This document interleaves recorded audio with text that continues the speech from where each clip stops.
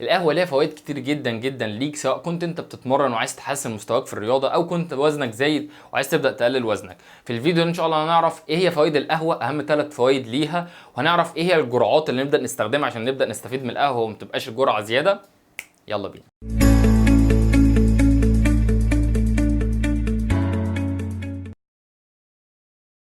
السلام عليكم.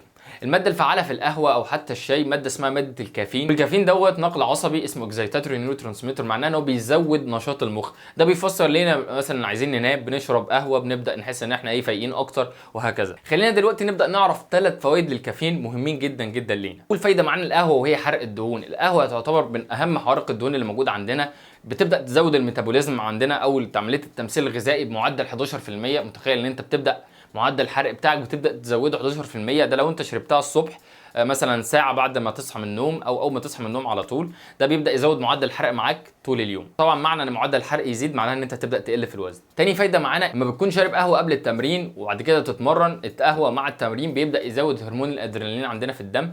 لما يبدا هرمون الادرينالين بيزيد بيبدا يزود استخدام الفات او استخدام الدهون كمصدر للطاقه، وبالتالي بيبدا يوفر لنا الكربوهيدرات او الجلايكوجين اللي موجود في العضلات. وبالتالي انت بتعمل او بتضرب عصفورين بحجر واحد. اول حاجه استخدمت الفات كمصدر للطاقه، فبالتالي بتحرق دهون اكتر، وده هيفيدنا للهدف الاول ان انت لو عايز تقل في الوزن.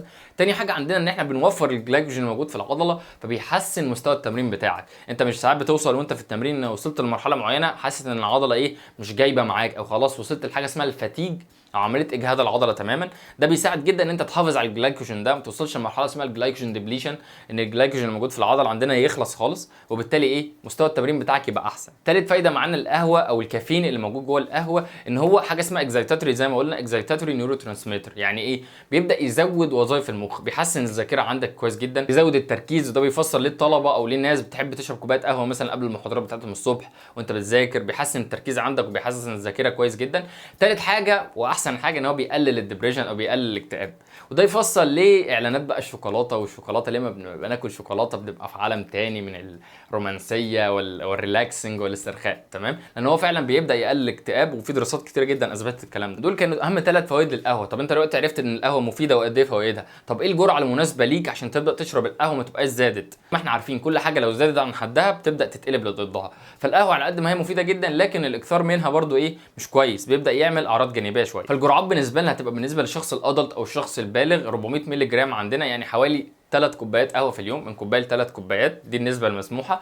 وبالنسبه للستات الحوامل، لو انت حامل او عايزه تشربي قهوه وانت حامل، 200 مللي جرام بس هتكون الجرعه المناسبه ليك، يعني حوالي كوبايتين قهوه. وبالنسبه للاطفال والمراهقين هتبقى كوبايه قهوه في اليوم هي الحاجه المناسبه جدا. طب ايه اللي يحصل لو زودت عن النسبه دي في القهوه في اليوم؟ ساعتها يبدا جسمك يتعرض للاعراض الجانبيه للقهوه وزياده القهوه. اعراض جانبيه زي العصبيه، زي الارق، زي ارتفاع ضغط الدم مع الاستمرار على اخذ كميات كبيره من القهوه بطريقه مستمره، يبدا ضغطك يزيد. حاجه ممكن تتعرض للجفاف، لان القهوه اصلا طبيعيا مضره للبول. يعني انت لما بتشرب قهوه كتير بتبدا تنزل ميه اكتر في البول، فلما بتشرب كميات اكبر من القهوه من غير ما تعوضها بميه، يعني انت لما بتشرب قهوه المفروض تشرب ميه كتير معاها، لان القهوه بتضر البول اصلا، فانت بتشرب ميه بتعوض اللي انت نزلته. فلما بتبدا تشرب كميات اكبر من القهوه ده بيعرضك ان انت تصاب بالجفاف. القهوه من اكتر الحاجات المفيده جدا بالنسبه لنا، ومن اكتر الحاجات اللي حلوه كده، بتمنع عننا الاكتئاب وبتعمل حاجات كتير جدا، غير فوائدها الممتازه جدا في حرق الدهون وتحسين مستوى التمرين. اشربوا قهوه كل يوم بس بكميات مظبوطه. اشوفكم الفيديو الجاي ان شاء الله.